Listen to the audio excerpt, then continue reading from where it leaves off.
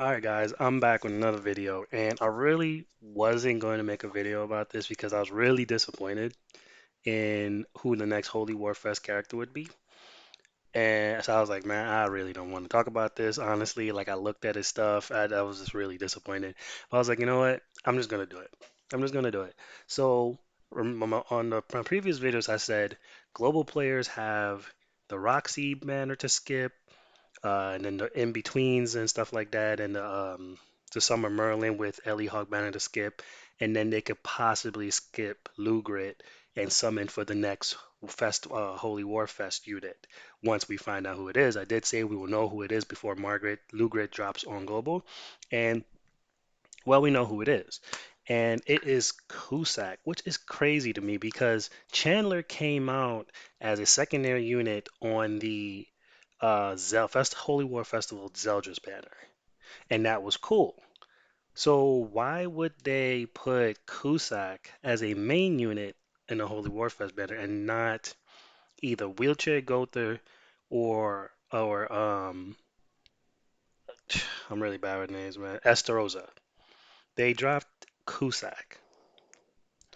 I'm really I'm really disappointed. I mean, we knew he was coming, right? Because there was leaks and everything. We knew he was coming, but no one predicted that he was going to be the Holy War Fest unit. He's not that hype of a character to be the holy to be to I mean, he is very strong. Don't get me lying. He's when you watch the series, read the manga, all that, he's extremely strong. But to make him a Holy War, I don't know, bro. Really disappointed in that. But I'm gonna say it right here now before we even go over the information. Global players, if you've been saving, if you skip Roxy, if you skip Merlin and Ellie Hawk, and you've been waiting to spend them stone, use it on her. Okay. The only thing better about him is his banner is a little bit more enticing because you have this is the wedding Deanne, that's Hawk and Oslo, the red one. No one cares. The Halloween characters are on there. Halloween Roxy, Halloween Shin, um, and Gother, Green Gother. So that's always a big thing. And then there's a coin shop unit, coin shop's commandments. So I thought it was pretty dope that that they were putting the Halloween characters on there, and that's pretty good to me. On the Margaret banner, you have the Archangels. So it really comes down, and then Chandler. It really comes down to which ones you prefer the most, honestly. But if you were just picking off if you were picking which banner to summon off just the main banner character, then I would go with LuGaret over him because she's a much better character, all in all. So I'm not really going to go over all of this, honestly. I mean, Holy War Fest, Zeldris and Esteros is coming. That's pretty dope. You're getting a good. I like his cosmetic. Really like his cosmetic. Um, so yeah, I'm not really going to go over all of this, right? 'Cause that's not really why I'm here. Looks like Zeldris is getting a passive buff, so that's cool. But yeah, that's not really why I'm here. I'm really here to talk about, excuse me, this guy right here. Napping Reaper Dual Swordsman Cusack. He's a blue unit, demon race, obviously. Passive inflicts additional damage equal to 40% of the enemy's increased HP if a critical hit did not occur when a demon race ally uses a single target attack skill. Activate when entering battle. Now, this obviously is a way for them to buff up Zeldris, Green Zeldris, Holy Warfrust Zeldris, without actually buffing him up, because this really applies to him. Okay, I mean, it makes sense. He's Zeldris' master, whatever, whatever, right? Holy Warfest Zeldris does not crit. Um, and this applies to him perfectly. And the reason why this passive isn't that great is because I believe that the game developers realized they made Bond kinda unstoppable, right? They made him kinda broken, way too broken, and they were focusing on countering him too much. That they didn't focus on making a good unit, a good Holy Warfest unit. Like literally, this is a Holy Warfest unit. This right here, like his passive and all of that, would have been good He would have been a good character as a side character on this banner, and do Estarossa or Wheelchair Gother as the main character, as the main unit for the banner. This would have been perfectly fine if if he was a secondary character, but to have it this and his passive and all of that, and he's the main unit is kind of disappointing. Um, this would not work with Assault Melee because Assault Melee 1, his AoE will crit and then it doesn't apply to AoE, it only applies to single target. His single target most of the times will crit. So not going to apply there. And I am seeing a lot more people on global not using Bond because a lot of people just didn't really summon for Bond, and a lot of people don't even like Bond because of how broken he is. Like okay, I'm aware when it comes to the game, right? I have a 6/6 Bond. Most of the times, if not 98 or 99% of the times you're playing against my Bond team, you're going to lose. There's no question about it. Like if I have my bond team and there's another bond team and the other person has a bond team, but this is a 2 or 3/6 bond, and he happens to get bonds alt before me, and he alts my team most 99% of the time I'm not going to die, and then my turn comes around, I have my alt, you're gone because of the secondary effect. You're out of there. It's over. You know what I'm saying? Bond is broken. So and they focus too much on finding a way to mellow him out, and this is the result of that. By the way, Margaret's much better. I mean, when you look at Margaret and look at him, compare the effects, it's she's better. Okay, so if anyone, if you guys want my advice, summon for LuGaret, or don't summon at all. You can skip her, you can skip him, and save your stones for the next banner, whoever that will be. Okay, Demonic Blade's first skill inflicts cleave damage, which does not activate crit damage equal to 500% of attack on one enemy. This is going to do a lot of damage. Okay, it's going to do a lot of damage to single target, and it's going to do a lot of damage. I mean, that's on the plus side, right? Um, so I mean, that's not bad.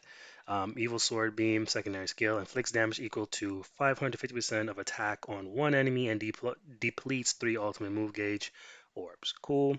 So the thing about this unit now is you get a secondary effect with him at 3/6, which is really good for a lot of people that may not be able to go that far for the 6/6. Me personally, I gotta be honest with you. Personally, I don't even feel like 6/6 in this unit. I gotta be honest. Like I feel like I will get him to 3/6, get the secondary effect, and then on the next Holy War Fest banner, I'm just use my coins and get the last 3 copies. I mean, I have a lot of coins anyway, and on that LuGaret banner, I already see it. I'm going to be pulling. Who was the? I'm going to be pulling these two back to back to back to back to back anyway. So I'm just going to add towards my ever-growing coin base it's for me. So I might as well just get the rest of his dupes with the coins. So I don't know. I don't know. I might still 6/6 him. I don't know. Let's see what it does. Resonance, that's the name of this alt. Inflicts power strike damage equal to 560% of attack on one enemy. Power strike additional damage equal to enemy's resistance. Um, inflicts power strike damage equal to 840. This is 6/6. 840% of attack on one enemy, gains Abyss effect for one turn.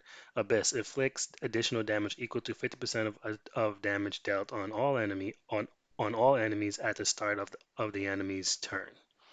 So I believe that works like fairy Fest King. I believe. I believe.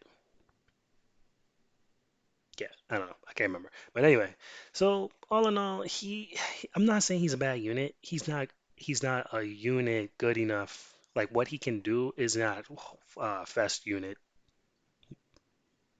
material, basically. Okay.